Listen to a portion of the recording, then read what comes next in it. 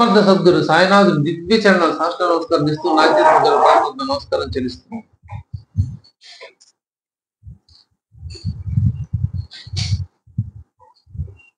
ఈరోజు విశేషమైన మహాశివరాత్రి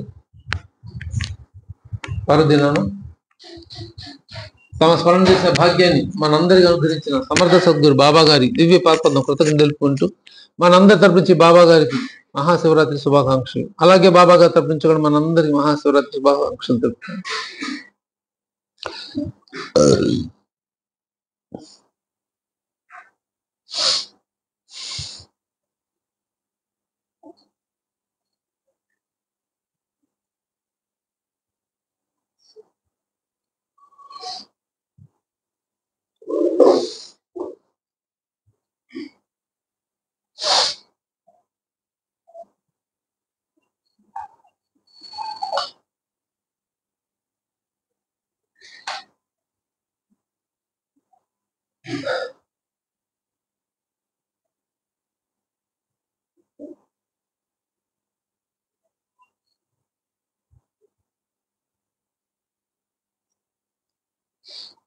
ఓ నమ శివాయ అనే పంచాక్షరి మంత్రాన్ని అనవరతం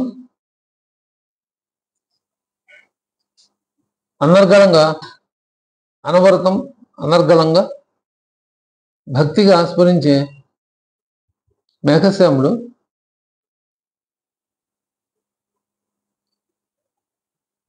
బాబాగారి దగ్గరికి వచ్చిన తర్వాత బాబాగారిలో ఆ పరమేశ్వరుని ఈశ్వరుని దర్శించుకున్నాడు.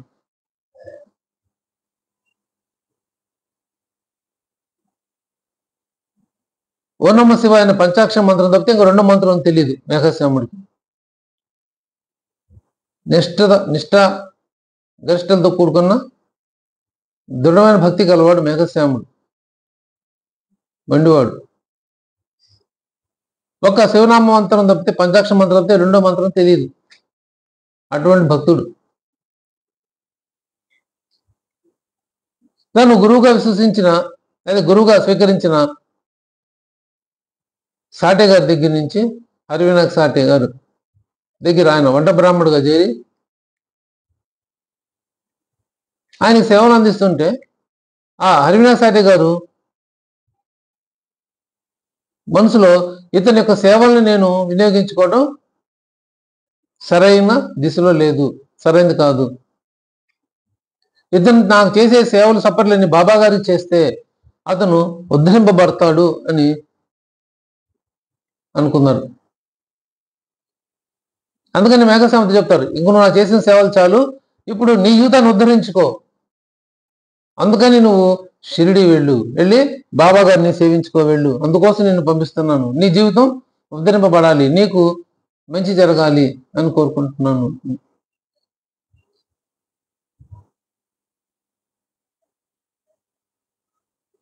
మేఘశ్యాముడు బాబా దగ్గరికి రావాలి, పంపించాలి అనే సంకల్పం హెచ్వి సాటే గారికి వచ్చినా అది బాబా గారి సంకల్పానుసారమే. అది ఆయన మనసులో వచ్చిన గురువుగా స్వీకరించిన సాటే గారి మాటని కాదనలేక మేఘుడు షిరిడి పైన అయ్యాడు. ఆయన అడుగుతాడు, మరి ఆయన ఏ జాతికి చెందినవారు, ఏ మతం చెందినవారు అని. ఏమో నాకు తెలీదు, మసీదులో ఉంటుంటారు కనుక ముసల్మాన్ అనుకుంటారు అన్నారు. అంటే మసీదులో ఉంటారు కాబట్టి ముసల్మాన్ అనుకుంటారు, అదే హిందూ దేవాలయాల్లో ఉంటే హిందూ అనుకుంటారు.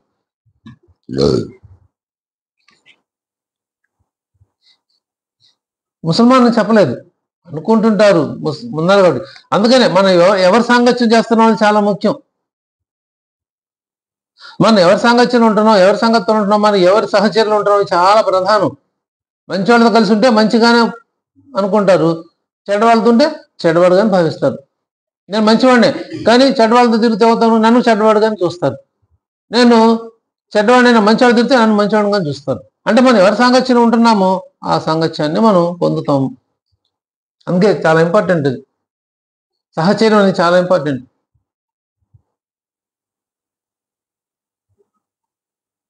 అందుకని ఎప్పుడు మనం సత్సంగత్వాన్ని ఎత్తుక్కోవాలి, సత్సంగంతో కూడి ఉండాలి, సత్సాంగత్యాన్ని కోరుకోవాలి. మనం దుస్సంగత్యాలు ఎప్పుడు కూడా మనకి అనర్థాన్ని దారితీస్తాయి, సత్సంగత్యం ఎప్పుడు కూడా మనకి భగవంతుడి వైపు దారితీస్తాయి. మళ్ళీ రెండింటికి పడదు. సత్సంగానికి దుస్సంగానికి పరమ వైరం, ఎప్పుడు కొట్టుకుంటుంటాయి రెండు కలవు. ఇది ఉంచుట అది ఉండదు, అది ఉంచుట ఇది ఉండదు. సత్సంగంలోకి దుస్సంగం చేరితే కూడా దుస్సంగం అయిపోతుంది. సత్సంగాలు దుస్సంగం చేరినా అదే అవుతుంది. కాబట్టి మనం నిర్ణయించుకోవాల్సింది మనమే, ఎటు వెళ్ళాలి, నా మార్గం ఏది అని నిర్ణయించుకోవడం. అందుకని బాబాగా చెప్పింది, శ్రద్ధా సబురి రెండు అక్క చెల్లెలంట, పాలు కలిసే ఉంటాయి, రెండింటి వేరు చేయలేం. కానీ పాలని నీళ్ళని వేరు చేసేది ఎవరు? సృష్టిలో హంస ఒక్కటే. సృష్టిలో భగవంతుడు ఒక్క హంసకే ఆ అవకాశం ఇచ్చాడు, ఇంకే జీవుడికి లేదు. 84 లక్షల జీవరాశుల్లో ఉన్న ఒకటైనా హంసకు మాత్రమే ఇచ్చారు. ఇంకే మిగతా 83,999 జీవరాశులు కూడా పాలు నీళ్ళని వేరు చేయలేవు. పాలను మాత్రం స్వీకరించి నీళ్ళని వదిలేస్తుంది హంస. అలాగే మనం మంచిని గ్రహించాలి, చెడుని వదిలేయాలి. అది ఎప్పుడు వస్తుంది? సత్సంగత్వంలో ఉన్నప్పుడే, సత్సంగతిలో ఉన్నప్పుడే మనకి అలవడుతుంది. అందుకే సత్సంగత్వే నిస్సంగత్వం, నిస్సంగత్వే నిర్మోహత్వం, నిర్మోహత్వే నిశ్చలతత్వం, నిశ్చలతత్వే జీవన్ముక్తి.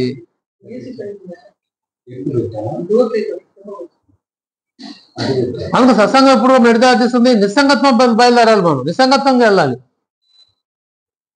సత్సంగత్వం ఎప్పుడు కూడా నిస్సంగత్వం వెళ్ళాలి. నిస్సంగత్వం అంటే ఎవరితో కలవకుండా ఉండడం, ఒంటరిగా ఉండాలనుకోవడం, నేను భగవంతుడు తప్పితే మధ్యలో ఎవరు రాకూడదు, లేరు అనే భావన రావడం నిస్సంగత్వం. ఈ నిస్సంగత్వం ఎడిపోతుంది? నిశ్చలతత్వం.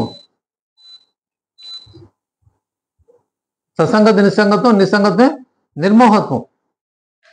నిర్మోహం దేని పట్ల వ్యామోహం లేకపోవడం, దేని పట్ల ఆకర్షణ గురి కాకపోవడం.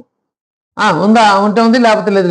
నగలు వేసుకుందా, సర్లే వేసుకుంటే నాకెందుకు, నా దగ్గర కూడా బోల్డ్ ఉన్నాయి, వేసుకోపోతే ఏమైంది, ఇవి మంచి బట్టలు కట్టుకోపోతే ఏమైంది, మంచిగా జీవితాన్ని అనుభవించకపోతే ఏమైంది, ఉన్నదాన్ని సంతృప్తి పడవచ్చు కదా.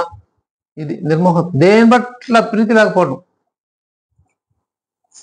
ఉన్నదాంతోనే తృప్తి పడటం నిర్మోహత్వం. అంటే నా దగ్గర ఏదైతే ఉందో దానితోనే సంతృప్తి పడటం, అంతే. ఆకర్షితుని కాకపోవడం. ఒక ఇల్లు ఉందా, ఆ పక్కన 2 ఇళ్ళు కొనాలి, అయితే నేను 3 ఇళ్ళు కొనాలి, వాళ్ళు ఇట్లా కట్టారా, వాళ్ళకంటే నేను ఎక్కువ కొనాలి, ఇట్లా బేరీ చేసుకుంటూ వెళ్ళటం వ్యామోహం అవుతుంది, మోహంతో కూడుకుని. నిర్మోహత్వం ఉంటే ఉందిలే, మనకెందుకు, వాళ్ళకుంది వాళ్ళు కొనుక్కుందాం, నాకు ఉన్నది చాలు, ఇది చాలు, ఇది చాలు, ఇది ఇంతే ఎంత ఎంత మన దాంట్లోనే బతుకుతాం. నిర్మోహత్వం అది దారితీస్తుంది. ఆ నిశ్చలతత్వం నిర్మోహత్వం కాస్త నిశ్చితత్వంకి వెళ్తుంది. నిశ్చలత ఒక చోట స్థిరంగా ఉండడం, ఇక మనసు ఎటు పెరగదు, అటు ఏది కావాలనుకోదు, ఏది వద్దు అనుకోదు, నిశ్చలంగా ఒకే చోట ఉండడం. అంటే కోరికలు కోరుకోదు, కోరికలు విసర్జించదు, ఏది లేని స్థితి, నిర్ద్వంద్వ స్థితి అంటారు దాన్ని. దేనికి లొంగకుండా ఒక చోట ఇలా స్థిరంగా ఉండిపోవటం నిశ్చలతత్వే జీవన్ముక్తి. ఎప్పుడైతే మనం నిశ్చలంగా ఉంటామో, నిశ్చలం అంటే ఏ కోరికలు లేకుండా ఎప్పుడైతే మనం ఉంటామో, ఏ కోరికలు మనం ఆకర్షితంగా ఉంటామో అదే నిశ్చలతత్వం. ఆ నిశ్చలతత్వం మనసులో కోరిక లేకపోతే ఈ మనసు ఉండదు, మనసు లేకపోతే జీవితమే లేదు, ఫినిష్, క్లోజ్, అయిపోయింది, ముక్తే. మనసు ఉండబట్టే మనకి ఎన్ని వస్తున్నాయి. ఆ మనసు అనేది లేదనుకోండి, ఇంకేమీ లేదు. నా మనసు, నా భార్య కావాలి, నా భర్త కావాలి, నా పిల్లలు కావాలి, అల్లుడు కావాలి, కోడలు కావాలి, మనవాళ్ళు మనవరాలు కావాలి, ఆస్తులు కావాలి, ఇవన్నీ మనసే కోరుకునేది. అసలు మనసునే లేకుండా చేసుకుంటే కోరికలే ఉండవు. ఒకళ్ళు చెప్తా ఉంటారు, నేను అంతా పని నా బిడ్డలు బాగుండాలి, నా పిల్లలు బాగుండాలి అని మొక్కుంటారు. వాళ్ళ గురించి వాళ్ళు కోరుకోరు, వాళ్ళ కొడుకుల గురించి, మనవరాల గురించి కోరుకుంటూ ఉంటారు. ఇంకా వాళ్ళది ఎందుకమ్మా, వాళ్ళు చూసుకుంటారు, నేను చూసుకుంటే కాదు, వాళ్ళదే నేను కోరుకోవాలి. ఇప్పుడు ఏమైపోతుంది?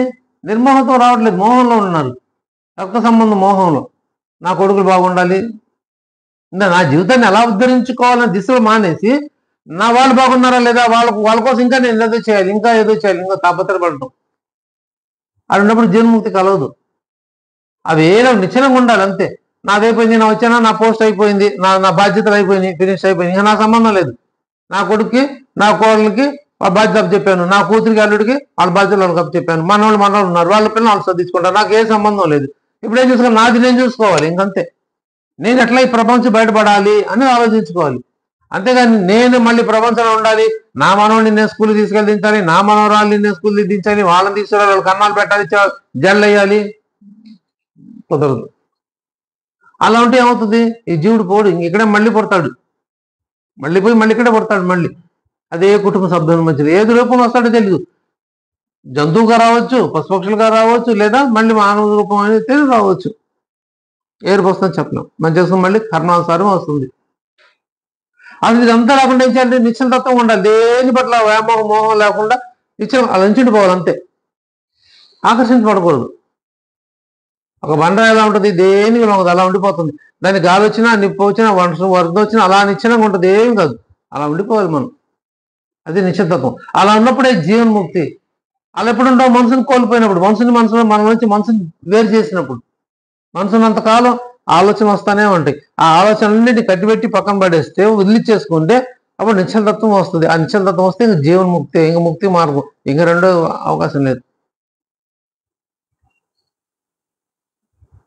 ఆ జీవన్ముక్తి పొందాలంటే ఏం చేయాలి, అదిగో సాధు సత్పురుషులను ఆశ్రయించాలి. ఇక్కడి నుంచి మళ్ళీ ప్రారంభం. మళ్ళీ సాధు సంగత్వంలో ఉండాలి, సద్గ్రంథ పారాయణం చేయాలి, మనల్ని ఉద్ధరించే దిశగా తీసుకెళ్తున్న సమర్థ సద్గురువుల బోధలు మనం వినాలి, శ్రవణం చేయాలి. అప్పుడే మన మనసుని నిశ్చలంగా ఉంచుకోవాలి, మన కోరికలు వదిలించుకోగలుగుతాం. కొంతమంది చెప్తారు, మేము చాలా కోరికలతో వచ్చామండి, ఇప్పుడు మాకు మనసులో ఏ కోరికలు లేవు, మేము భగవంతుడిని ఏమీ కోరుకోవట్లేదు చెప్తారు చాలా మంది. అంతా ఆయనకి తెలుసు, అంతా బాబా గారు చేసుకుంటాడు, మేమేంది అడిగేది, ఇంకేం అడగక్కర్లేదు, బాబా గారికి వదిలేసాం అంటూ ఉంటాం, ఇంకా మేమే కోరుకోవట్లేదు అంటుంటాం.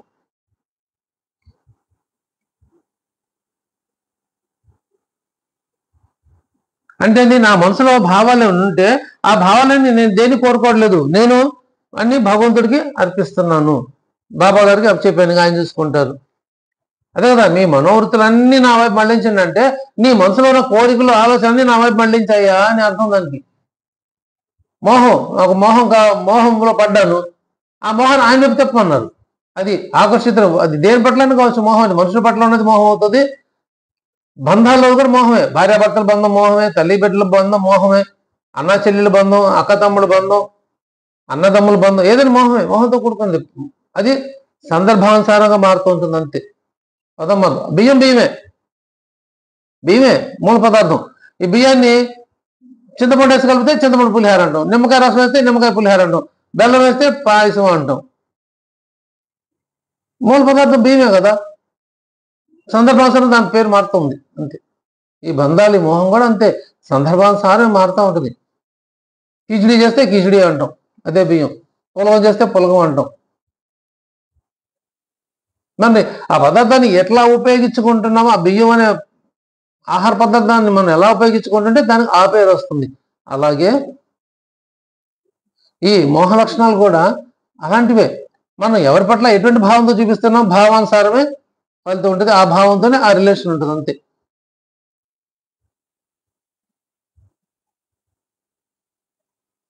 మోహన గారి చెడే అని కాదు, మంచి కూడా ఉంది దాంట్లో. భావన బట్టి అర్థం మారుతుంది అంతే. నేను చెడ్డ భావంతో మోహిస్తున్నానా, మంచి సద్భావంతో మోహిస్తున్నానా, దాని మీద ఆధారపడి ఉంటుంది అంతే. మూల పదార్థం అయితే మోహమే. దాన్ని నేను ఏ దిశలో ఎలా ఉపయోగించుకుంటే అలా ఉపయోగపడుతుంది. అంటే నా భావానుసారం, నా మనసులో ఏ భావంతో నేను మోహిస్తున్నానో దాన్ని బట్టే ఫలితం ఉంటుంది. ఆ మోహాన్ని మనం భగవంతుడి వైపు తిప్పుకోవాలి, సద్గురు వైపు. అదే మోహితుడై, దేవాది దేవుడు మోహితుడై, ఎవరికి, కుండలీకుడికి మోహితుడై వచ్చేసి నించున్నాడు. అది భగవంతుడి భక్తుల మధ్యలో ఉండదు మోహమే, లేదా భక్తుడు భగవంతుడి మధ్యలో ఉండదు మోహమే. ఆ మోహంతోనే పరిగెత్తుకుంటూ వచ్చాడు మేఘశ్యాముడు, బాబాగారి పట్ల చూడలేక ఉండలేక మోహం ఉండలేక ప్రత్యపించి నిధిధ్యాసాపరుడే, ఎప్పుడు అదే ధ్యాసలో, ఎప్పుడు బాబాగారి ధ్యాసలో ఉండిపోయాడు. నిధిధ్యాసాపరుడు చాలా ఇంపార్టెంట్. అలాంటి వ్యక్తి, అలాంటి క్యారెక్టర్ సచరితంగా ఎక్కడా కనిపించదు, ఒక్క ఇతను మేఘశ్యాముడి విషయంలో కనిపిస్తుంది. నిధిధ్యాసాపరుడై అంటే ఇప్పుడు బాబా గారి గురించి ఆలోచన, బాబా గారి దగ్గర ఉన్న కొద్ది రోజులు, వారం 10 రోజులు ఉన్నాడు, ఆ వారం 10 రోజులు బాబా గారి దగ్గర అతను పొందిన అనుభవం అనుభవం. అవి వదిలిపరుచుకున్నాడు మనసులో. అందుకే ఎప్పుడు బాబా గురించి ఆలోచిస్తూ ఉన్నాడు. బాబా గారు, బాబా స్మరిస్తూ ఇంక ఉండబట్టలేపాడు, పరిగెత్తుకుంటూ వచ్చేసాడు ఈ బాబా గారి దగ్గరికి. ఇది మోహం. భక్తుడికి భక్తుడి భగవంతుడి పట్ల ఉన్న మోహం. అందుకే ఆయన నిజమైన భక్తుడు అయ్యాడు. పుండలికుడు తల్లిదండ్రుల సేవ చేస్తూ ఉంటే ఆ పండ్రిపురం విఠలుడిని ప్రార్థిస్తా స్మరణ చేస్తూ ఉంటే ఆ భక్తి మెచ్చుకొని ఆయన మోహితుడై పరిగెత్తుకుంటూ వచ్చేసాడు. అబ్బా, తల్లిదండ్రుడికి ఇంత భక్తిగా సేవ చేస్తాడంటే నాకు ఎంత సేవ చేస్తాడు, మోహం పుట్టింది ఆ విఠలుడికి పుండలికుడి పట్ల. అందుకే వచ్చేసాడు పరిగెత్తుకుంటా. వచ్చి పిలుస్తాడు, ఉండవా, నేను మా అమ్మ నా తల్లిదండ్రుల సేవ పాస్ చేసుకుంటాను ఉండు అంటే అలా నుంచుంటాడు. వచ్చే వరకు కూర్చుంటాను కూడా లేదు. నుండి ఉంటే బయట నుంచో పెట్టాడు ఆయన, ఇంటి బాజు బయట. అందుకే పాండవుడు ఎప్పుడు నించునే ఉంటాడు. ఐటీ రాయి మీద నించున్నాడు ఆయన, అట్లానే నించుండిపోయాడు. అది ఎందుకు? మోహాన్ని పరవశుడై. ఎందుకు? అది తల్లిదండ్రులకు సేవ చేస్తున్నా ఆ సేవ పట్ల మోహితుడై పరిగెత్తుకుంటూ వచ్చాడు. అంటే నాకు కూడా అలా నా సేవ చేస్తాడు ఆ భక్తుడు అనే భావమే ప్రధానం.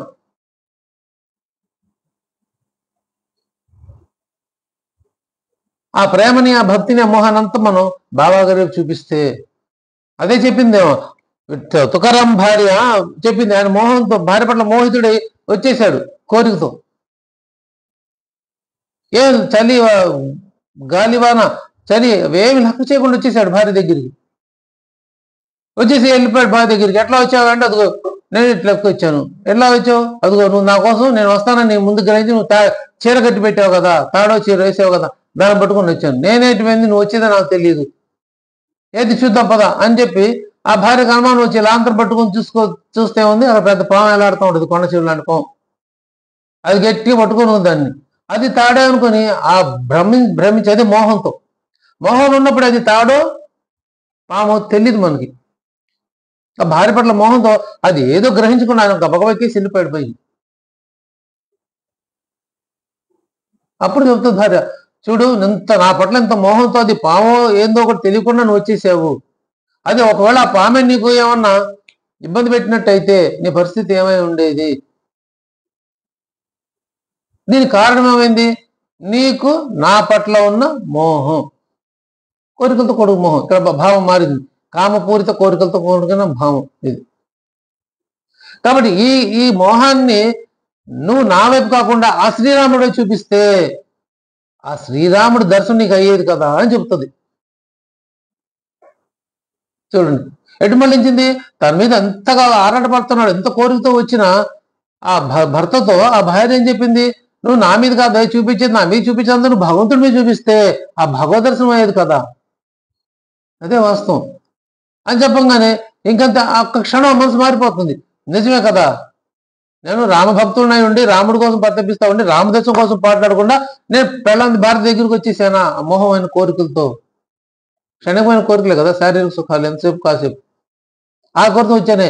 అదే శాశ్వతమైన సుఖాన్ని నేను ఎందుకు కోరుకోవట్లేదు, పొందలేదు. అక్కడ భార్య బోధించింది భర్తకు, అంతే. పంచి వెనక ఉంటున్నాడు, వెళ్ళిపోయాడు. ఇంకంతే వెళ్ళడం మళ్ళీ రాముడితోనే దర్శనం తర్వాత తిరిగి వస్తానని చెప్పి మరి వెళ్ళాడు ఆయన. నేను మళ్ళీ తిరిగి వస్తే రామదర్శనం అయితేనే తిరిగి వస్తాను, లేకపోతే రాను చెప్పేసి వెళ్ళిపోయాడు. ఆ తర్వాత భార్య బతునాడు, వద్దు వెళ్ళొద్దు, నీకే వెళ్ళడు. అయిపోయింది, సమయం ఆసనం అయిపోయింది. ఆ భగవంతుడి యొక్క కృప ఎప్పుడైతే వర్షిస్తుందో, భగవంతుడి పిలుపు ఎప్పుడైతే వస్తుందో ఇంకా క్షణం ఆగం, వెళ్ళిపోతాం. ఏవి కంటికి కనిపించవు. ఆ భగవత్ స్వరూపం భగవన్నామం ఒకటే కనిపిస్తూ ఉంటుంది, ఇంకంతే. ఆ సమయం వచ్చినప్పుడు అదే జరిగింది. కామి కాని వాడు మోక్షగామి కాడు అని చెప్తాడు వేమన. మోక్షాన్ని పొందాలంటే ముందు కామపూర్తుడు అయి ఉంటేనే అంటే మోక్షమే వెళ్ళేది వాడు. ఎందుకు? ఈ కామపూర్తి కోరికలు వాడికి విరక్తి భావం అని వచ్చేస్తుంది. అనిపించేవాడు ఆ కోరికల్లోంచి వాడు బయటపడిపోవాలంటే ఒక విరక్తి భావం రావాలి. ఆ విరక్తి భావం వస్తే వాడికి ఇంకేం కోరుకోదు, ఇంకా వచ్చి వద్దు వద్దు అనుకుంటాడు జీవుడు. ఇప్పుడు ఏం చేయాలి? మోక్షమే పరిగెత్తాడు. ఇక ఏం వచ్చినా ఇంకా వాడు ఆపలేవు. అదే వేమన పొందింది కూడా అదే. అనమేమారెడ్డి అని పేరు, ఆయన కూడా ఇదే. కామపూరితమైన శారీరక ప్రలోభాలకి సుఖాలకి అలవాటు పడిపోయిన జీవుడు. మరి ఒక క్షణం ఆయనకి ఆ సమయం ఆశించింది, కళ్ళు తెరుచుకున్నాయి.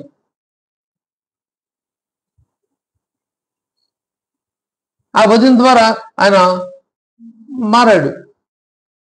అంతే, ఇంకా ఒక్కసారి ఇంకా కోరికల పట్ల అసహ్యం వేసింది, నాకు ఇంకేం వద్దు, మరేం కావాలి, నేను మోక్షం వైపు వెళ్ళాలి అని అప్పుడే మొత్తం అన్ని విసర్జించేశాడు ఆయన. అందుకే యోగి వేమన్నాడు, యోగి అయ్యాడు.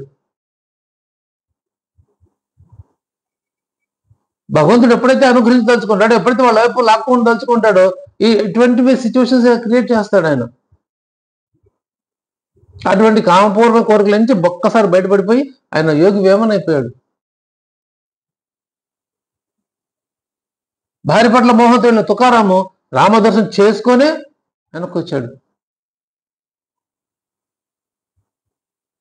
ఇలాంటి మోహాన్ని మనం భగవంతుడి పట్ల చూపించాలి. ఎందుకే ఇవన్నీ మనం చెప్పింది ఎందుకు చెప్తారంటే, అది మనకు ఎవరి పట్లైనా మనం మోహంతో ప్రవర్తిస్తున్నామన్నా ఆ మోహం అశాశ్వతమైనది. భార్యాభర్త మోహం అశాశ్వతం, తల్లి బిడ్డల మోహం అశాశ్వతం, అన్నదమ్ములు ఎవరు ఏ బంధం వేసారు అశాశ్వత ప్రపంచంలో ఒక్క భగవంతుడితో తప్పితే. అది కూడా సద్గురువుతో పెట్టుకుంటే. సద్గురుతో పెట్టుకున్న సంబంధమే మనం ఆయనతో పెట్టుకున్న రిలేషనే జన్మ జన్మలకి ఉంటుంది, జన్మ లేకుండా కూడా చేస్తుంది. మరి బాబా గారితో మన ఎన్ని సంవత్సరాల బంధం, ఎన్ని జన్మల బంధమో తెలియదు. ఆ బంధాలు అనేకమైన గత జన్మ అనుబంధం కారణంగానే మనం బాబా గారు స్మరణ చేసుకున్న భాగ్యాన్ని మనకి ఆయన అనుగ్రహించారు ఈ మానవ శరీరం. ఇంక శరీరాన్ని ఇక్కడ త్యజించి వెళ్ళిపోవాలి, ఇంకంతే, ఇంకొద్దు, జన్మలు వద్దు. ఆ దిశలో మనం ప్రయత్నం చేయాలి. మళ్ళీ జీవుడు మళ్ళీ వెళ్ళిపోయి మళ్ళీ చాపట్టుకులు బట్టి మళ్ళీ బతికి మళ్ళీ ఇవన్నీ మళ్ళీ తెలియదు. మళ్ళీ మానవ జన్మ వచ్చిందని గ్యారంటీ లేదు. అహ్మదాబాద్ చెబుతుంది, ఒక్కసారి ఈ నరజన్మ చేయి జారిపోయిందా తిరిగి మళ్ళీ ఇదే జన్మ వస్తుందని గ్యారంటీ లేదు. మళ్ళీ మోక్షాన్ని పొందుతామని గ్యారంటీ లేదు. మళ్ళీ మానవ జన్మ వచ్చిందని గ్యారంటీ లేదు. నేను చేసుకున్న కర్మానుసారం ఫలానుసారంగా మళ్ళీ జన్మెత్తుతాను. మళ్ళీ మానవ జన్మ అంటే ఎన్ని యుగాలు పడుతుందో, కల్పాలు పడతాయో కూడా మనకు తెలియదు. కాబట్టి ఉన్నప్పుడే ఈ జన్మని సార్థకం చేసుకోవాలి. సాధకం చేసుకోవాలంటే మోక్షాన్ని పొందాలి. మోక్షాన్ని ఎలా పొందాలంటే అది ఎప్పుడు అందరితో సద్గురు స్మరణలో భగవనామ స్మరణలో ఉండాలి. అందుకు ప్రత్యేక శివరాత్రి అని పెట్టింది కూడా ఒక విధంగా అందుకే. ఈ శివరాత్రిలో జాగారం చేస్తూ ఆయన స్మరణ చేస్తూ ఉండండి. అయ్యా ఒకవేళ మీ జీవుడు బయటకు వెళ్ళిపోతే ఇంకా శివైక్యం అయిపోయినట్టే. అంటే జీవుడు శరీరం వదిలేశాడంటే చనిపోయాడు అంటే ఇంకా ఈ జీవుడు శివుడు ఐక్యమైపోయాడు, ఇంక జన్మ లేదు అని భావన అర్థం. ఈ ఒక్కరోజైనా చేయండి సంవత్సరంలో అని. అందుకే శివరాత్రి రోజు పోతే ఇంక మోక్షమే, ఇంకా జన్మ లేదు అంటారు. కానీ మళ్ళీ దాని లింక్ అంత్యమతి సాగతి. శివక్షణాల్లో మనం ఏది ఆలోచిస్తామో తిరిగి అదే జన్మ పొందుతాం. అది శివరాత్రి అయినా ఇంకో రాత్రి అయినా ఏ రాత్రి అయినా అంతే.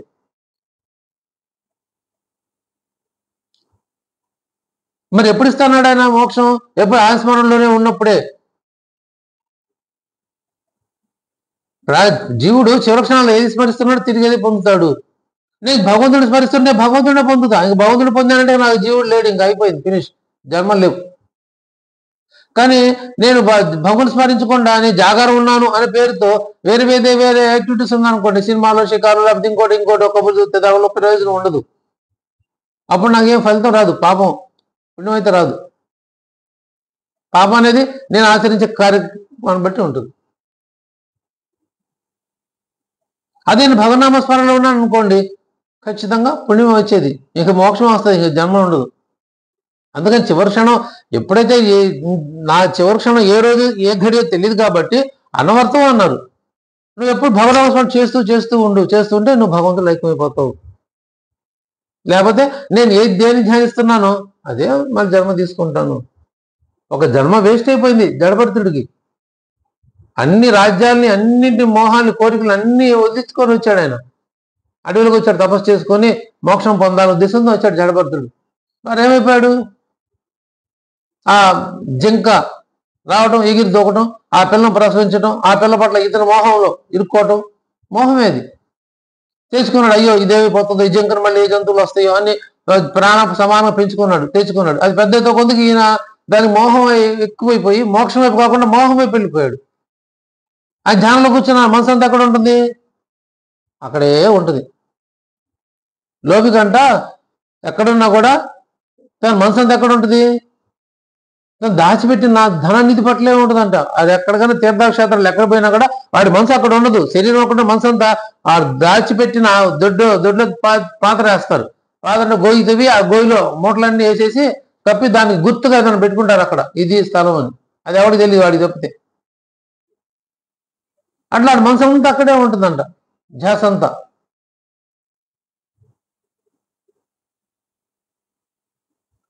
మరి ప్రయోజనం ఏంటి? ఏం ఉపయోగం పొందాడు? ఏం ప్రయోజనం పొందాడు తెలియదు. ఉన్నాడు అంతే, కానీ మనసు అంతా ఎక్కడ ఉంది? అక్కడే ఉంది. అక్కడ ఉన్నప్పుడు ఆ ఫలితం పొందుతాడు తప్పితే ఇంక ఉపయోగం ఏం లేదు. మరి ఎందుకు వచ్చాడు అంత దూరం నుంచి? తీర్థాలు క్షేత్రాలు ఎందుకు వచ్చాడు తెలియదు.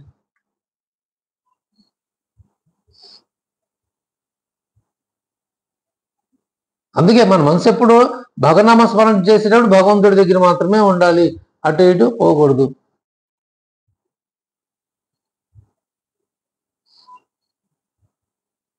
ఎప్పుడైతే మనం మనస కాయ వాచ భగవనామ స్మరణలు చేస్తూ భగవత్స్మరణలో ఉంటామో అప్పుడే అదే మనకి మోక్షగతికి దారితీస్తుంది. అదే మనం కోరుకోవాలి. ఈ శరీరం వదిలేస్తే క్షణం ఉంచరు ఈ శరీరాన్ని, తీసి పారండి, ఎప్పుడు బారేస్తారు, ఎప్పుడు తీసుకెళ్తారు, ఎప్పుడు బారేస్తారు అంటారు. ఇప్పుడు దాకా నేను నా కుటుంబ సభ్యులకి ప్రీతిపాత్రునే, కావాల్సింది అసలు అబ్బో నేను లేకపోతే బతకలేను అంటారు. మరి జీవుడు బయటకు వెళ్ళిపోయిన తర్వాత ఉంచుకుంటారా? ఉంచరు. తీసేయండి, ముందు పారేయండి, తీసేయండి, లేకపోతే ఇంకేం చేసేయండి, ఇంకంత అయిపోయింది. ఇంకా జీవుడితో పని అయిపోయింది, ఇంకా శరీరంతో పని లేదు. మరి అటువంటి జీవుడు మరి ఏం ఎత్తుకోవాలి? మళ్ళీ ఇంకో జన్మ పెట్టాలని వెతుక్కోకూడదు, ఈ జన్మ లేకుండా చేసుకోవాలి అని వెతుక్కోవాలి. ఇంక జన్మ వద్దు, నాకు ఈ జన్మ ఇంకా అయిపోయింది, ఈ జన్మ ఇంకా ఈ బంధాలన్నీ అశాశ్వతమే. వీడు వెళ్ళిపోయిన తర్వాత వీళ్ళందరూ ఏమైపోతారు? ఈ సంసారం, ఈ ఎంత సంస్థానం ఏమైపోతుందో తెలియదు. ఒకసారి వెళ్ళిపోయిన తర్వాత మళ్ళీ ఈ జీవుడు మళ్ళీ వచ్చారే, నేను గజంలో నేనే ఇక్కడ పుట్టాను, మేమంటే నేనంటే నమ్మరు, పో అని తరివేస్తారు. అభిమన్యుడు దగ్గరికి వెళ్తాడు, ఆ యుద్ధంలో చిక్కుని చచ్చిపోతాడు కదా, అది వరకు అభిమన్యుడేనా, అర్జునుడు కొడుకు అభిమన్యుడు. ఆ దానిలో వెళ్ళిపోయిన తర్వాత స్వర్గలోకానికి వెళ్తాడు. సర్వకి పిలిపిస్తూ ఉంటాడు ఇక్కడ కూర్చొని అర్జునుడు. ఎందుకు పిలిపిస్తున్నా అంటే, అయ్యో నాకు కొడుకు అభిమన్యుడు లేడు, ఆ చక్రం ఏం చక్రం అది, దానిలో గంటలు చేసుకుని బయటికి రావడం చెప్పడు కృష్ణుడు. దాన్ని ఏమంటారు?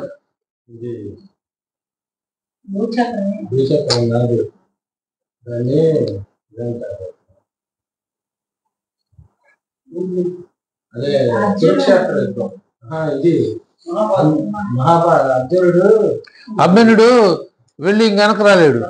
పద్మవ్యూహం అంటే అది ఎట్లా ఉంటుంది?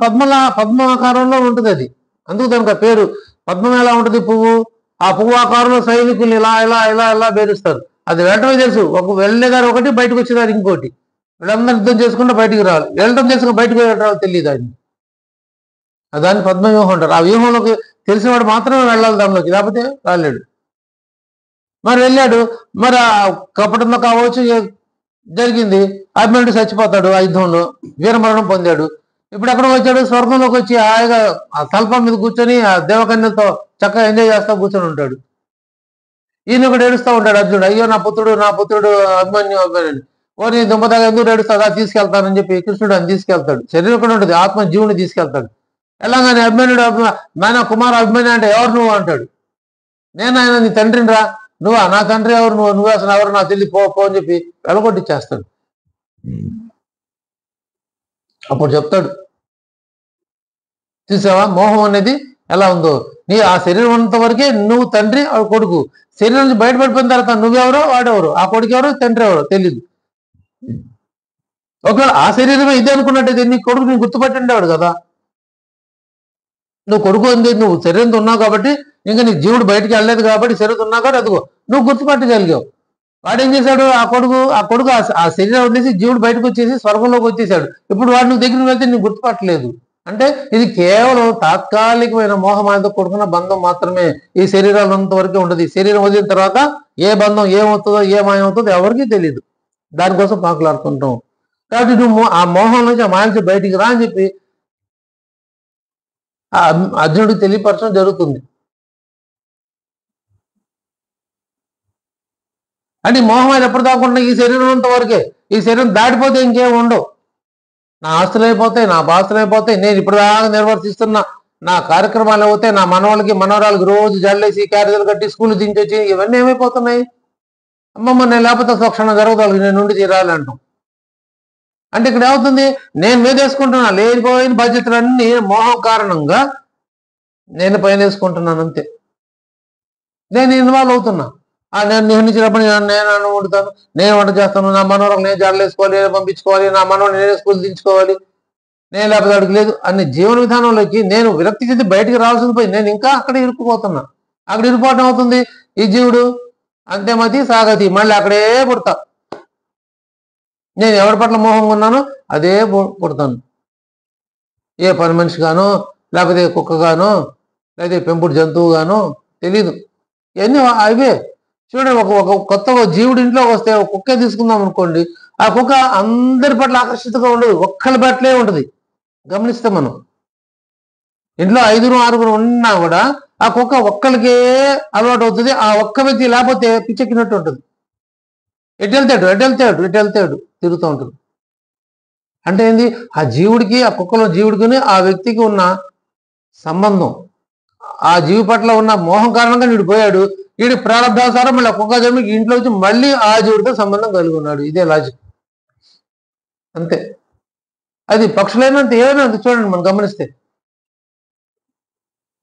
నేను కొనుక్కొచ్చాను, నేను పెంచాను, కానీ నా దగ్గర రాదు. నా పిల్లల్లో, నా మనోళ్ళు, మనవరాళ్ళు, నా భార్య ఎవరైతే ఉన్నారో ఒకరి దగ్గరికి అలవాటు అవుతుంది. ఆ ఒక్కరితోనే ఆ లింక్ ఉంటుందండి. మళ్ళీ సమిష్టి ప్రార్థన ఉంటుంది, కానీ ఒక జీవుడితోనే బంధం. ఎందుకు, ఆ జీవుడి పట్ల వీడు మోహంతో పోయాడు కాబట్టి మళ్ళీ వచ్చాడు ఇక్కడికి, ఆ కోరిక తీరక. ఏ రూపంలో రావచ్చు, ఆ రూపం వచ్చాడు వాడు.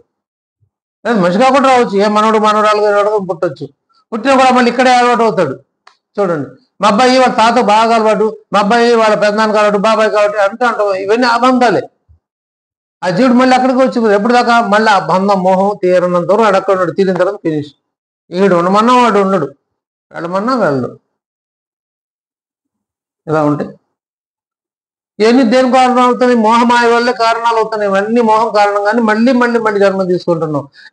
ఆ మోహాన్ని మనం ఒకటి తొలగించుకుంటే, ఆ మోహం తొలగించుకుంటే మనసుని వదిలించుకోవాలి. మనసు అనేది మన దగ్గర ఉండకూడదు, ఆ మనసు ఇంకేమీ రాకూడదు. లేనప్పుడే మనం నిశ్చలత్వంగా ఉంటాం. ఎప్పుడే నిశ్చలత్వంగా ఉంటామో అప్పుడే జీవన్ముక్తి, అంతే. అప్పుడు మాత్రమే. అందుకే మేలుగున ధీరుడు అయ్యాడు దీక్షిత్ గారు. ఆయన బాబా గారు అన్ని పరీక్షలు పెట్టారు. ఎవరిని సద్గురువు ఆయన మోక్షం ఇవ్వదలుచుకున్నప్పుడు, అయితే ఉద్ధరించదలుచుకున్నప్పుడు పరీక్షలు పెట్టి అర్హతను చూస్తారు. అర్హతను చూసే రాణిస్తారు, లేకపోతే రానివారు ఎవరిని. అర్హత చాలా ప్రధానం ఎవరికైనా.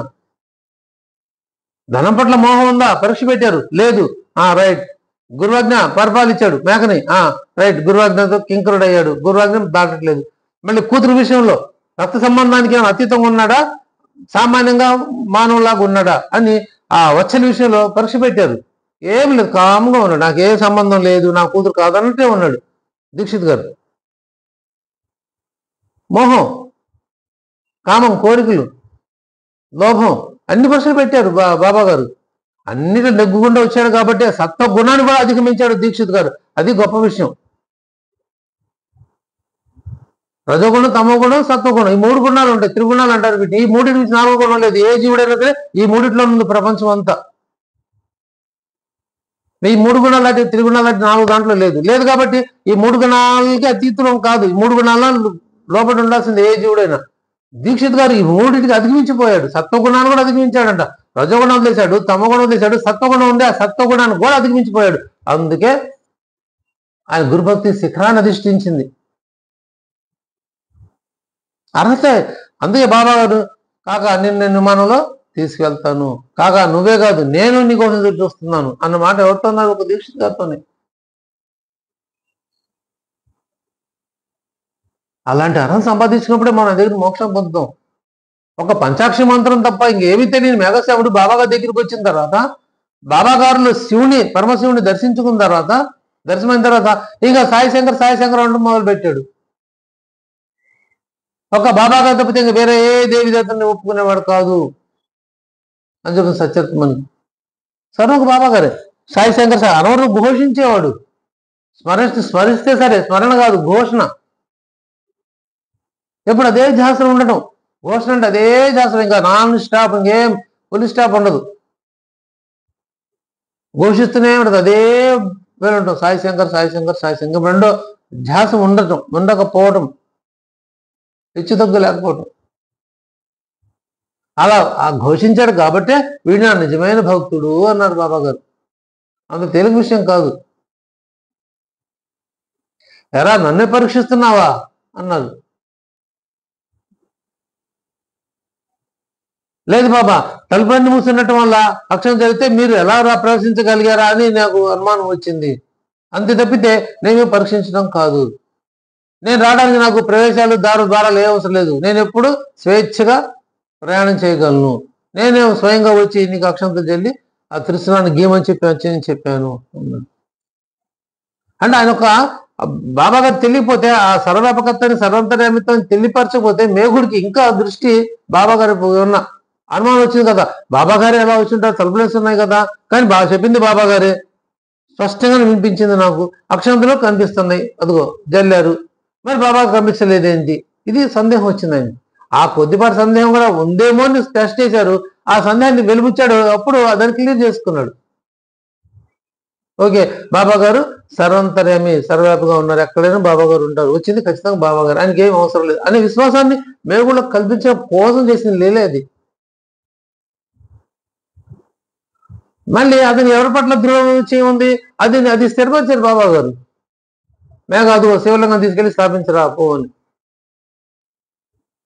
శివుడు భక్తుడు కాబట్టి శివుడు దర్శనం ఇచ్చేది కాదు, శివుడు వేరు కాదు, నేను వేరు కాదు ఆయన చెప్తూనే మళ్ళీ ఆయన బాబా గారు శివలింగాన్ని ఇచ్చి గురుస్థానంలో ప్రతిష్ఠింపజేశారు. ఇంకా విశ్వాసం కుదరాలి. రైట్, శివుడు బాబా గారు వేరు కాదు, ఒక్కటే, ఇద్దరు ఒక్కటే అనే దృఢ విశ్వాసాన్ని మేకుడు కలిగించారు. కాబట్టి ఆయన మిగతా దేవత ఎవరిని ఒప్పుకోలేదు, ఒక బాబా గారితో ఎవరిని ఒప్పుకోలేదు. అనవరదు సాయి శంకర్ అంటూ ఉండేవాడు. అదే చూశారు బాబా గారు, ఆ భక్తిని, నిర్మలమైన భక్తి, ఇంకేమి కాదు. అలాంటి భక్తిని మనం పెంపొందించుకోవాలి. అందుకే ఇడు నా నిజమైన భక్తుడు, ఇంకా మళ్ళీ తిరిగి రాడు అని చెప్పి అన్నారు బాబా గారు.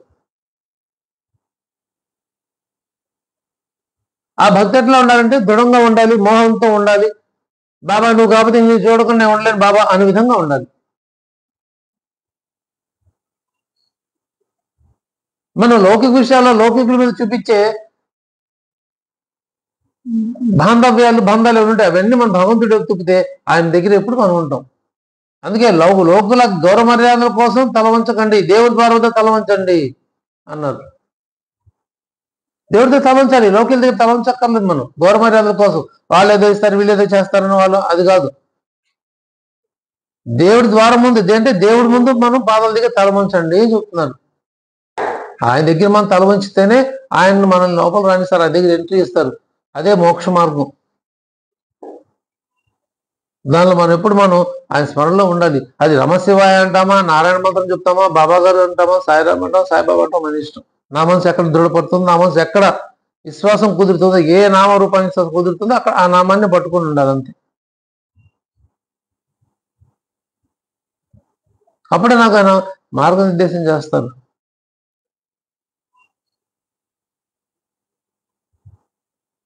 ఒక శివుడు తప్ప, రమశివాయ పంచాక్షరం తప్ప ఇంకేం తెలియని మేఘశ్యాముడు బాబా దగ్గర వచ్చి సాయి శంకర్ అని ఈ సాయి శంకర్ అనే పంచాక్షరాన్ని పట్టుకున్నాడు గట్టిగా.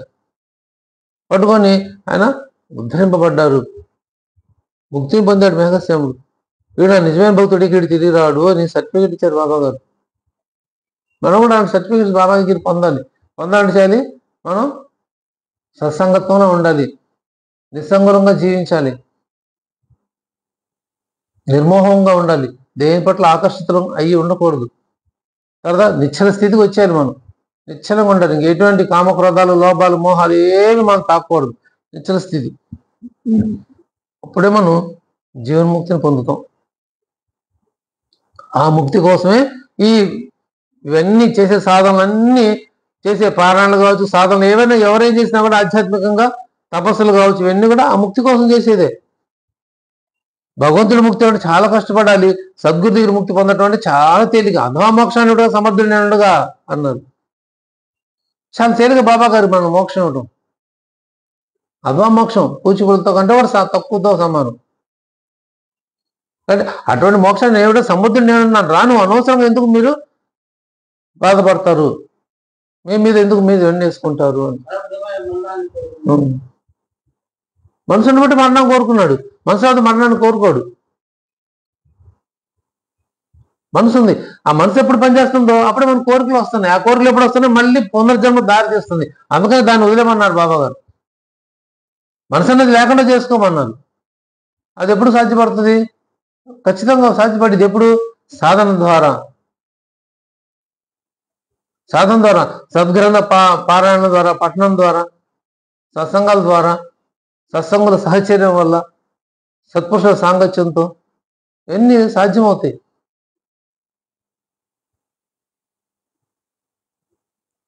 వీటి వల్ల మనకి నిస్సంగత వచ్చేస్తే, అబ్బా వద్దులే, లేకపోతే ఉంది, లేకపోతే 10 మందితో ఎందుకు, మన పాడు మనం చేసుకున్నాలే, ఎవరు లేకపోతే అనే ఒక భావానికి వచ్చేస్తాం, నిస్సంగత్వం.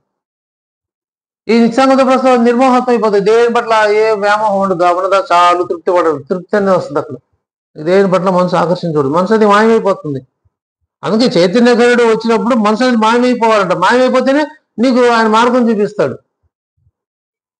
మనసు లేకపోతే కోరికలు ఉండవు, కోరికలు ఉండదు మనసు ఉందంటే. కాబట్టి మనసుని తీసేయాలంటే కోరికలను తొలగించుకోవాలి, ఇంకేం ఉండదు. మనసు అనేది లేకపోతే నా దగ్గర ఏమీ లేవు, నేను నిశ్చల స్థితిగా ఉండిపోతా. నిర్మోహత్వం ఉంది, నిశ్చల స్థితిగా ఉండిపోతా. ఎప్పుడైనా నిశ్చల స్థితిగా ఉన్నానో, నా మనసు అనేది నా దగ్గర నుంచి మాయమైపోయిందో, అప్పుడు నాకు జీవన్ముక్తి, మోక్షం ఏవో దారి, ఇంక వేరే దారే లేదు. అప్పుడు నేను ఉద్ధరింపబడతాను. అలాంటి స్థితిని మనం బాబా దగ్గర కోరుకోవాలి. మన బాధ్యత మనం నిర్వర్తిస్తూనే నిశ్చలంగా ఉండాలి.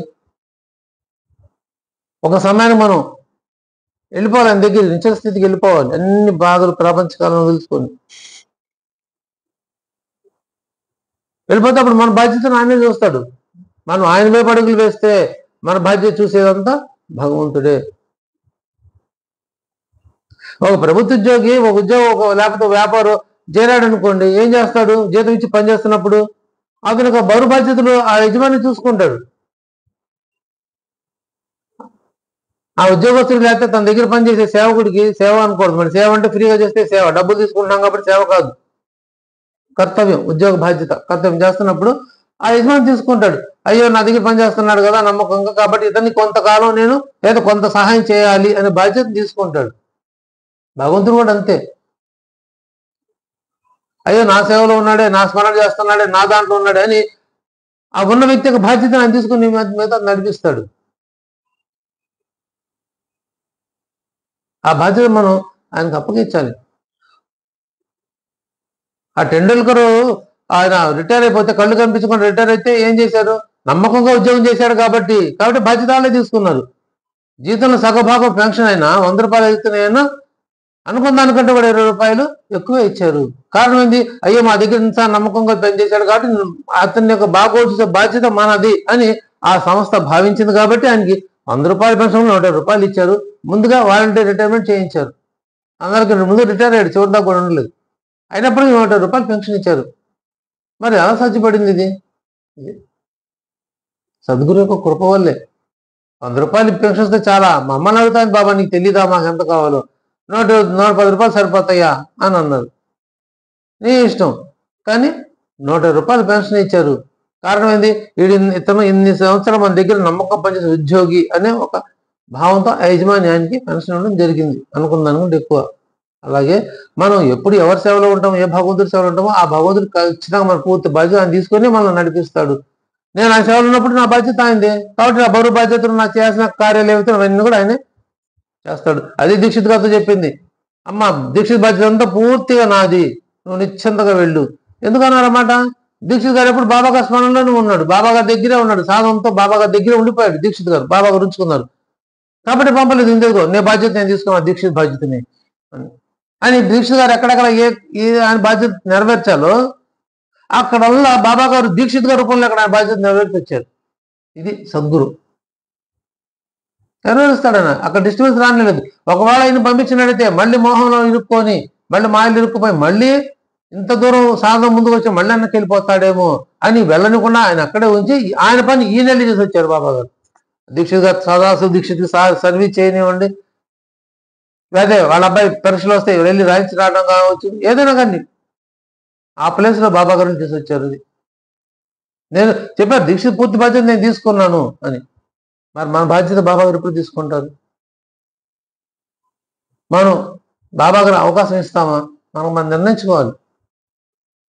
నా బాధ్యత పూర్తిగా బాబా గారు మాత్రం నిర్వహించేలాగా నేను బాబా గారు అవకాశం ఇస్తానా? నేను బాబా గారు అవకాశం ఉంటే ఏం చేయాలి? నేను ఎప్పుడూ ఆయన స్మరణలో మునిగిపోయి ఉండాలి, ఆయన సేవలో ఉండాలి, ఆ బాబా గారు చెప్పింది చేయాలి. ప్రత్యేక సేవ ఆయన కోరుకున్న సేవ ఒకటే, ఆయన గురించి తెలియచెప్పడం, బాబా గారు ఏం చెప్పారో అది ఆచరించడం, అదే సేవ. గురుకారాన్ని భుజాంగి ఎత్తుకోవడం పల్లకి సేవ, అదే నిజమైన సేవ. బాబా గారు చిత్రపట ఫోటోలు పెట్టేసుకుని మేము పల్లకి 4 రౌండ్లు వేసాం, 5 రౌండ్లు వేసాం, అది కాదు. అది వేడుక కోసం, మనం తృప్తి కోసం చేసుకుని, అది కాదు. నిజంగా బాబా గారు కోరుకున్న సేవ ఏంటంటే ఆయన గురించి 10 మంది తెలియజెప్పి ఆయన మార్గంలో ప్రవేశింప పెట్టడమే. అదిగోయా మేము పొందాం, బలంతో తెచ్చేది లేదు. బాబా గారి దగ్గర వచ్చి ఈ లాభాలు పొందాం, ఈ అనుభవాలు పొందాం. మీకు మీ పనులు కాకపోతే అదిగో మీరు బాబా గారిని ఆశ్రయించండి, ఆశ్రయిస్తే మీకు పనులు అవుతాయి. బలవంతం లేదు, మీ ఇష్టం. సరే చూద్దాంలే అని వస్తే రావచ్చు, అలాగే మనకెందుకు అన్నా అనుకోవచ్చు. ఏదైనా తెలియపరిచినట్టుగా మన బాధ్యత. బలంతో వచ్చేది మనది కాదు. ఆయన రుణాబంధం ఉంటే బాబాగా తెచ్చి కూర్చోబెట్టుకుంటారు, లేదా లేదు అంతే. ఆయన మాత్రం తెలుసు భూత భవిష్యత్తుమానాలు. 10 మంది వస్తే బాబాగది 10 మంది బాబాగది దగ్గర స్టాండ్ అయిపోవాలని లేదు. ఆయన ఎవరి రుణాబంధం ఉందో వాళ్ళే ఉంటారు. ఒకళ్ళు, 2, 3, 5 వెళ్తే 10 మంది కూడా బాబా గారి పట్ల దృఢ విశ్వాసం ఉండొచ్చు, ఉండకుండా పోవచ్చు. ఆయన పట్ల ఎంతమంది ఉంటారో అది ఆయనతో కలిసి బాబాతో కలిసి రుణాబంధం అనుసరించే ఉంటుంది. ఇదంతా బాబా గారి యొక్క పర్మిషన్తోనే ఉంటుంది. చాలా మంది వస్తారు, కానీ ఎంతమంది ఉంటారు? పూలు పూస్తాయి. ఎన్ని పూలు వస్తున్నాయి భగవంతుడి పాదాల దగ్గరికి? అందుకే మామిడి చెట్టు చూపించి, ఎదుగో చూసారా మామిడి చెట్టు ఎంత పెద్ద పూలు పూసిందో, అవి కొన్ని మాత్రమే కాయలు తీసుకెళ్తాయి, మిగతా పూలు కానీ రాలిపోతాయి అన్నారు. మళ్ళీ ఆ పూలు కొన్ని కాయలు అవుతాయి, ఆ కాయలు పిందెలు ఎన్ని అవుతాయి? పిందెలు చిన్న చిన్న కొన్ని అవుతాయి, కొన్ని రాలిపోతాయి. మరి కొన్ని మాత్రమే పిందెలు అవుతాయి. ఆ పిందెలు కూడా కొన్ని రాలిపోయి కొన్ని మాత్రమే కాయలు అవుతాయి. ఆ కాయలు కూడా కొన్ని రాలిపోయి కొన్ని మాత్రమే పళ్ళ స్టేజ్కి వెళ్తాయి. ఆ పళ్ళు కూడా కొన్ని రాలిపోతాయి, కొన్ని మాత్రమే ఉంటాయి చెట్టు దగ్గర. అలాగా మనం ఎవరికైతే బాబా గారి పట్ల దృఢ శ్రద్ధ విశ్వాసం పలుకుతుందో వాళ్ళు మాత్రం ఆయన దగ్గర మనం కూర్చోగలుగుతాం. శ్రద్ధ ప్రాముఖ్యం అన్నిటికీ. అది లేనప్పుడు మన దగ్గరికి రాలేదు. అది రావాలంటే ఆయన కృప ఉండాలి, అనుగ్రహం ఉండాలి. దానికి మనకున్న భక్తి శ్రద్ధలు తోడవ్వాలి. అది ఉన్నప్పుడే అందుకు ఆయన దగ్గర మనల్ని తెలుసుకుంటారు. అందుకు అనవర్థం ఆయన స్మరణలో ఉన్న మన కారణం కూడా అదే. ఎప్పుడు మనం ఆయన స్మరణలో ఉంటే మనం అడగకుండానే చతుర్విధ పురుషార్థాలు మన చెంతకు వస్తాయి అంట. ఏంటి పురుషార్థాలు? చతుర్విధ పురుషార్థాలు ధర్మార్థ కామ మోక్షాలు 4. ధర్మం, అర్థం, కామం, మోక్షం, ఈ 4 కలిపితే చతుర్విధ పురుషార్థాలు అంటారు వీటిని. అవి ఏ మాత్రం శ్రమ లేకుండానే మన దగ్గర వచ్చి మన ముక్తి హస్తగతం అవుతుంది అన్నారు. ముక్తి హస్తగతం అవుతుందంటే ముక్తి తెలియకుండా మనకు వచ్చేస్తుంది. మన హస్తగతం మనకి ముక్తి మనం లోపరుచుకుంటాం ముక్తిని, అంతే. అంటే మనం ముక్తి పొందడం జీవుడు వెళ్ళిపోతాడు, ఆయన దగ్గర ప్రపంచం నుంచి బయటకు వెళ్ళిపోతాడు, భగవంతుడి దగ్గర మళ్ళీ రాడు. అది ముక్తి హస్తగతం అవుతుందంటే అది చతుర్విధ పురుషార్థాలు ధర్మం, అర్థం, కామం, మోక్షం 4.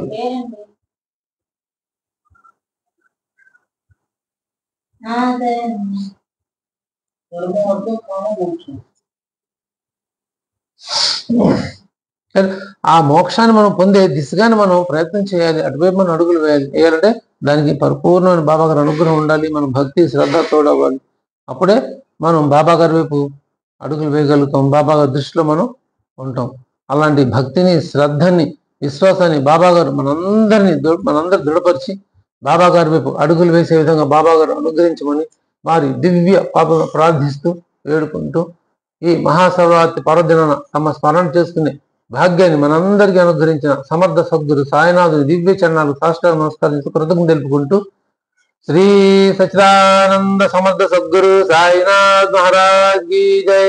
సర్వే జనా సుఖినో భవంతు, లోకా సమస్తా సుఖినో భవంతు, సమస్త సన్మంగళాని భవంతు. ఓం శాంతి శాంతి శాంతి. కరచరణ కృతం వా కాయజం కర్మజం వా శ్రవణనయనజం వా మానసం వా పరాధం విదితమౌదితం వా సర్వేదదు క్షమస్వ. జయ జయ కరుణాబ్ది శ్రీ ప్రభో సాయినాథ. శ్రీ సచ్చిదానంద సమర్థ సద్గురు సాయినాథ్ మహారాజ్